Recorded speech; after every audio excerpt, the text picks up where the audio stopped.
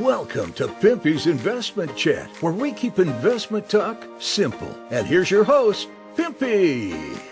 What is going on out there, peeps? Okay, people are asking me some questions about the Iraqi Dinar.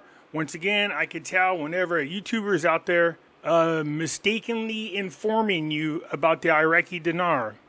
People are asking me, is the Iraqi Dinar asset-backed? No, it's not an asset-backed currency. I'll explain here in just a moment, along with the other news of the day.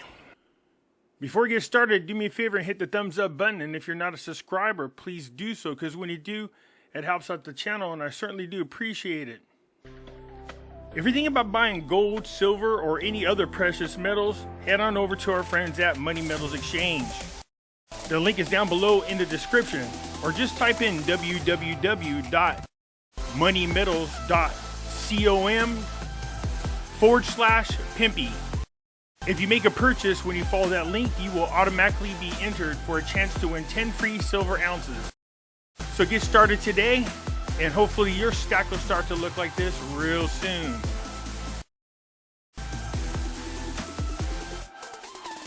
So head on over, tell them Pimpy sent you. You can follow me over on other platforms. I do have my own group over on Facebook called Pimpy's Investment Chat. Over here, we do talk about gold, silver, cryptocurrencies, as well as foreign currency investments. So head on over here and join us. It's free to do so. In here, I do post updates. If I should get on suspension from YouTube or get removed from YouTube and you want to know what happened to me, I'll let you know right here in this group. I can be found on Twitter, MeWe, YouTube, and the cool thing about YouTube, if you come over here and you join and you find my channel, I got videos going back, I believe, a couple years. So if you want to see some older videos that I have on Nasera, Jacera, gold, silver, cryptos, come on over here and join. Look me up and check out my videos. You can also find me on Odyssey. Catch me on Rumble. When I say that the links for all these are down below in the description, some of you don't know what I'm talking about. It's real simple. Just go down to the bottom right here of any of my videos. See this? This is the description. Hit show more. And there are all the links to all the platforms I just spoke about. So if you do want to head on over to Money Metals, just click it. And there you are. So come on over. Join us. I look forward to having you. All right, let's address this first. Whether or not Iraq has an asset-backed currency. So it says the Iraqi Dinar is the official currency of Iraq. The Iraqi Dinar is not considered to be fully asset-backed. However, it is important to note that the term asset-backed can have different interpretations and meanings depending on the context. In general, an asset-backed currency refers to a currency that is backed by tangible assets such as gold, silver, or other valuable commodities. This means that the value of the currency is directly linked to the value of the underlying assets. Historically, many currencies were backed by gold and silver reserves, but most countries have moved away from this system and now use the fiat currencies, which are not directly tied to any specific assets. In the case of the Iraqi Dinar, it is a fiat currency that is not directly backed by any specific tangible assets. The value of the dinar is determined by various factors such as supply and demand dynamics in the foreign exchange market, economic conditions in Iraq, the geopolitical factors. The Central Bank of Iraq plays a crucial role in managing the value of the dinar through monetary policy measures. It is worth mentioning that there has been discussions and debates regarding potential plans to revalue or redenominate the Iraqi Dinar. Revaluation refers to an increase in the value of the currency relative to other currencies, while redenomination involves changing the face value and structure of the banknotes without necessarily changing their underlying value. These discussions often involve speculation and are subject to various political and economic conditions. So that answers the question about whether Iraq is an asset-backed currency. I remember, I think it was in 2021, when France was over there trying to work out an energy deal with Iraq. They had a memorandum of understanding, but had not yet signed a deal. So it looks like they're finally there. Lad for her, Iraq, France's total signed 27 billion energy deal. So indeed, it sounds like it is signed. So Iraq and the French giant Total Energy on Monday signed a long-awaited 27 billion energy agreement aimed at increasing oil production and boosting the country's ability to produce electricity with 4 oil, gas, and renewable energy projects. Look, man, Iraq has been cracking the whip on getting some of these things done. I would just like to see them come to fruition, finally be over with, and see exactly how much Iraq has changed over the next 2 to 3 years. The deal was signed in 2021 with the initial investment of $10 billion in southern Iraq over 25 years, but was delayed amid disagreements amongst Iraq politicians over the terms. So on Monday, the Total Energy chairman, CEO, Patrick signed the agreement with Iraq oil minister at a ceremony at the capital Baghdad.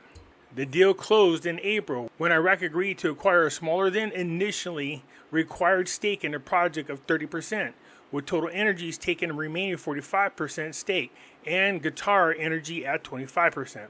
The Integrated Gas Growth Project aims to improve the country's electricity supply, including by restoring burning gas in 3 oil fields to supply power plants. Total Energy said it would also develop a 1 GW solar power plant to supply electricity to Basra Regional Network and invited Saudi Arabia to join along in the project. This is one of the major things holding up progress over there in Iraq, as well as foreign investment in Iraq. The electricity problem. That's always been a problem. So they need to hurry up and address this as quickly as possible. 2 steps, parliamentary finance reveals the mechanisms for implementing monitoring the budget items. This is good. They better monitor them. Says the Parliamentary Finance Committee revealed today, Sunday, 2 important steps to monitor and the implementation of the budget items. Good. The committee's member, Nori, said that the committee will, with the start of the legislative term, form subcommittees to monitor the provisions of the implementation of the budget law and activate the supervisory role of certain ministries without other ministries according to the committee's plan. The committee is also preparing a set of draft laws that it will address, but they have not yet been definitely determined, as well as projects that related to the practical side of the budget.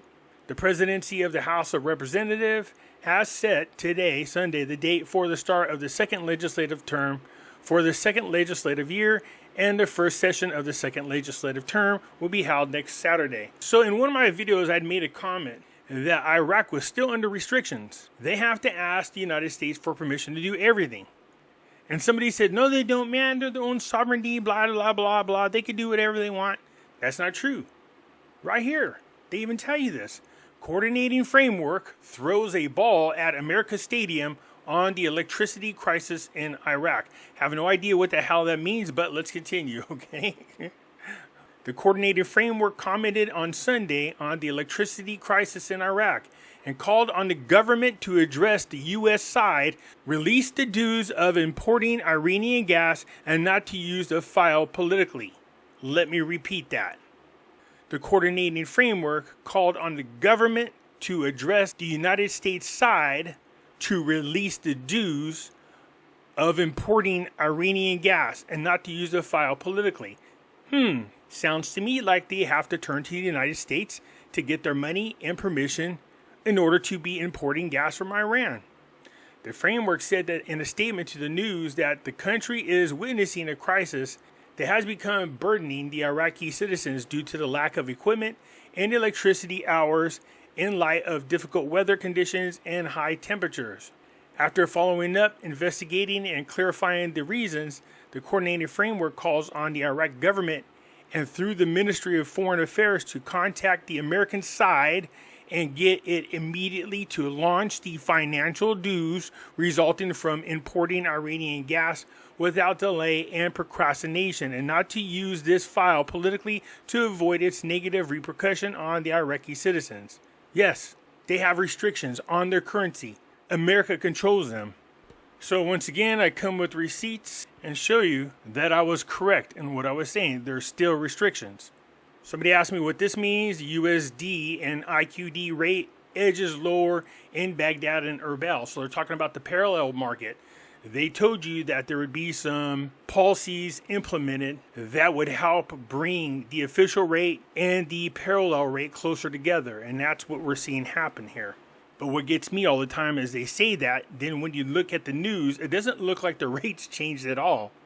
So the selling and buying rates of the US dollar in Baghdad parallel markets settled on 1,485 dinars for every $1 and 1,465 dinars for every $1 respectively.